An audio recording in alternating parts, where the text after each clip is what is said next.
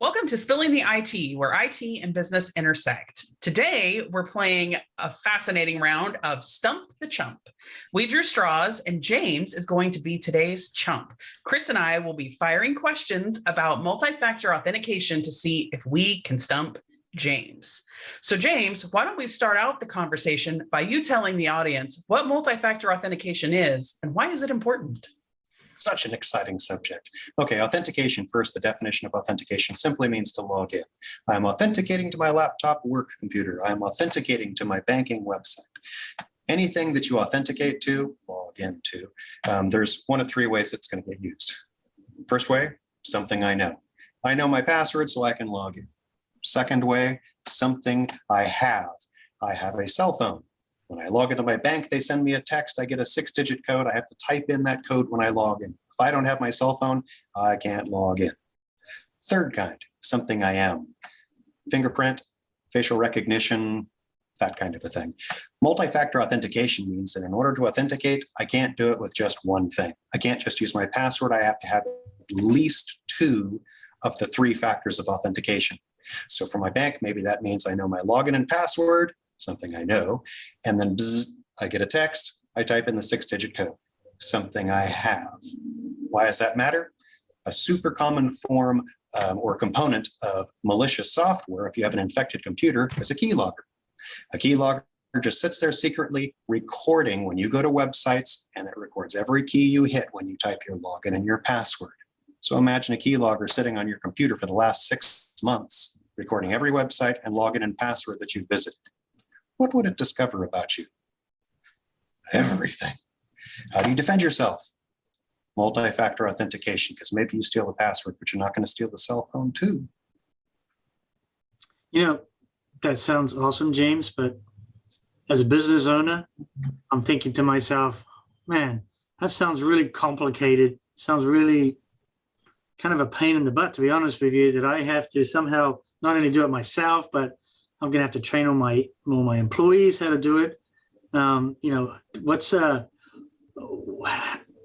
easy way to do this? What are some options that we have as owners, as business owners? So there's lots of different combinations of way to do multi-factor authentication. Usually, if I'm talking to a business owner, they get 3 levers. Those levers are cost, convenience, and security.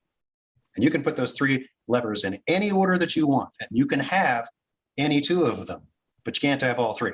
And so I can make it convenient for you, and I can make it secure, but it's going to cost you a little bit. It's not going to be free, right? I can make it really inexpensive, and I can make it really, really convenient, but it's not going to be the highest security of your 2-factor authentication options. It just kind of depends. Are there any HR or legal implications that organizations should be thinking about as they try to get together an MFA strategy for their organization? Well, it's funny you should mention that. Welcome to California. Are there any HR implications? By default, the answer is yes. True that. And so on one hand, it has been said, and I have been told, oh, okay, I need to put a giant asterisk over everything I'm about to tell you. I am not an attorney. I am not an HR legal specialist.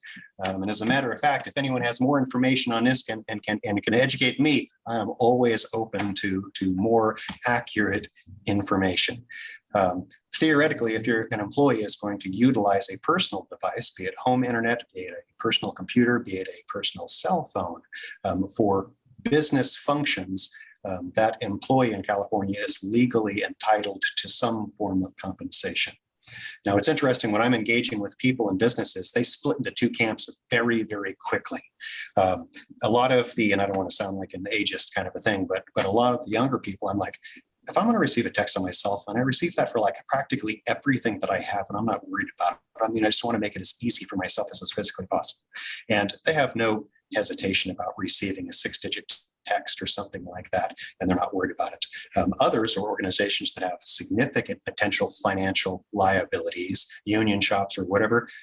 They do have to consider either paying a stipend if they're going to leverage employees' personal cell phones, or they need to adopt a technology such as a little inexpensive dongle that an employee would be required to carry around with a 6-digit number that changes every 30 seconds.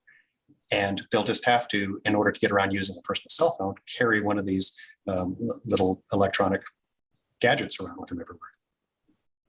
I like electronic gadget much better than dongle, just by the way. Well, that makes sense. So I don't have to use my cell phone. I don't have to ask my employees to use their cell phone if they push back and says, hey, you need to pay me for my cell phone if you want me to use it.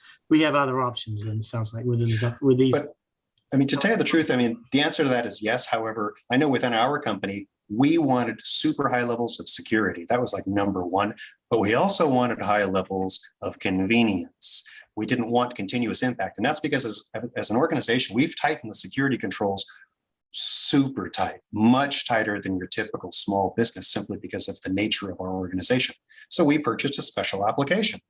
And when we go to most sites or apps that require two-factor authentication, as soon as we type in a login and a password, we automatically receive a buzz on our cell phone. And when we look, it says, did you just do two-factor? And we have to touch it and give a fingerprint, or with facial recognition, which is even easier. And it's just done. There's no typing of numbers, but that is leveraging either a business or a personal cell phone. And we do need to install a special app in order to achieve that level of convenience. And that app has a very low monthly recurring expense associated with it. Right. Good answer. Haven't stumped them yet, Melissa. Hey, Keep trying. are there particular applications out there that I should be prioritizing? You know, which ones should I be thinking about putting multi-factor authentication on over others, or I'd like to do them on every single application I open up on my computer? So I'm going to split that up into kind of two piles. Pile number one is the no-brainer stuff, which is kind of what you're asking. For me, that's going to focus around websites that control finances. Anywhere you can do financial transfers, anywhere as an organization, maybe you have fiduciary responsibilities, 401k administrative websites, payroll garnishment websites, I don't know, anything like that. That kind of ends up being a no-brainer. And you have to make sure it's enabled for every login that has access to those sites, which is automatically going to mean you can't have like 4 people in your admin team all sharing the same credentials. They're each going to have their own credentials with two-factor authentication enabled. When we start taking it a little bit farther, a ton of people worldwide, they've adopted Microsoft 365 for email. That's cloud-based email, for cloud-based file storage using OneDrive or SharePoint, for cloud-based applications, being Word, Excel, or any of those, as well as some of the newer ones. And that platform, if you're going to be storing all of your business data and your business email in a cloud platform, every employee should have two-factor authentication turned on to protect that. I mean, that's all of the company's most, special information. You asked me for the highest priorities. I don't know that I could give easily a highest priority, because if you told me it's QuickBooks Online, all my accounting for my business is online, I'm going to put that on the list too. More recent important components, if you have employees working from home and they use a VPN to log into a business laptop from their house to go over an encrypted VPN connection to access company resources, that VPN connection should be protected. At higher security organizations like ours, you can't even log in to a Windows asset without two-factor. You type in your login and your password into the computer, and then immediately two-factor authentication just to log into Windows. And so for higher security customers with higher security needs, we push two-factor all the way down to the desktop. So James, you mentioned the desktops. Like for us, you mentioned we have two-factor authentication for our Windows desktops. So I come to my desktop in the morning, put my password in, I hit my Apple Watch to accept the push notification. Wouldn't that be enough protection, or do I have to have it on the computer plus all the websites or cloud applications that I have to log into? That's a great question. And first, that Apple Watch is probably the single most convenient two-factor authentication example I can think of. It is highly secure. And in order to achieve that stunning level of convenience, you had to pay for it, right? That whole security versus cost versus convenience thing. So your question, if I have two-factor authentication on my actual computer, can that be the one two-factor authentication code that rules them all? And unfortunately not. especially when you start getting out to all the different websites and such that are out there. Many organizations hosting these things, they have their own standards for their two-factor authentication implementation. And so I think that the best that we've achieved is utilizing an application that is capable of controlling the two-factor authentication codes for as many platforms as possible, all from a single app.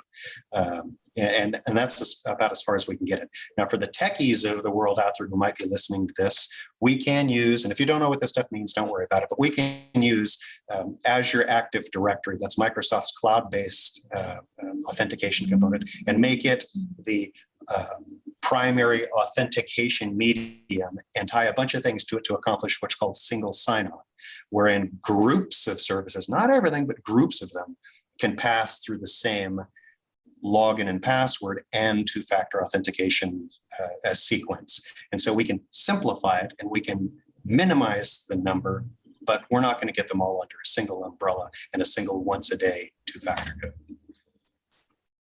I thought I was going to get him, Chris. Good Not answer. yet.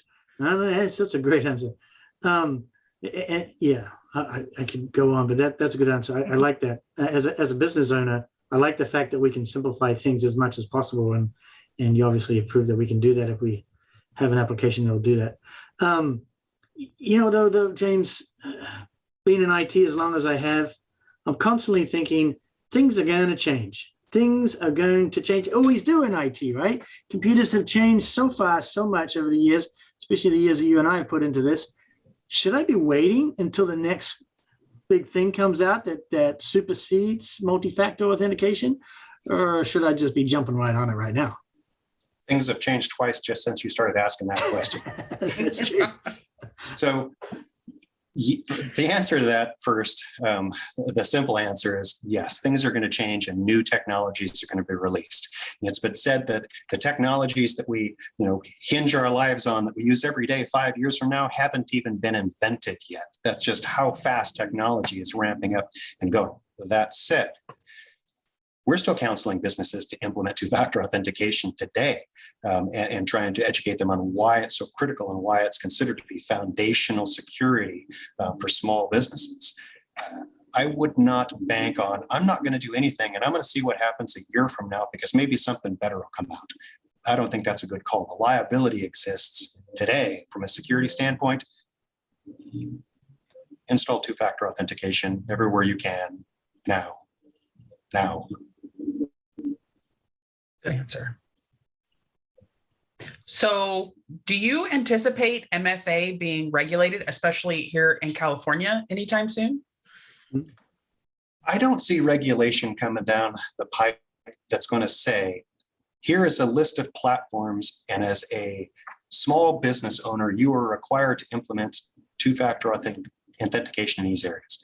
That said, there are certainly plenty of areas where there are in industries where there are compliance requirements that are in place to make sure that organizations are taking steps to responsibly protect personal information for employees, for clients, for vendors, for everyone. In Europe, they have much stronger laws that have been released. Here in the United States, we're a little behind the curve. California, I think it was January of 2020, started putting some of the first regulation in place to help people's personal information. And depending on where you store that type of data, almost automatically, to properly protect it, you're going to have two-factor authentication. And so while the legal dots are not necessarily connected, saying you have to implement this technology to provide that protection, not that I'm aware of. So again, somebody may prove me wrong on this.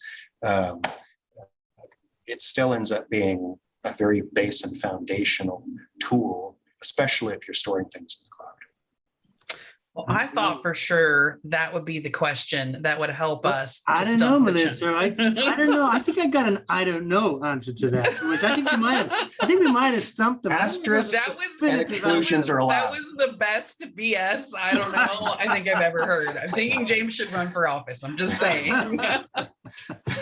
Well done, James. Well done. You did a good job, my friend, as always. Well done. Coffee is on me tomorrow. I'll bring it down. Well, thank you guys for joining us for the podcast today, and everybody have a great week.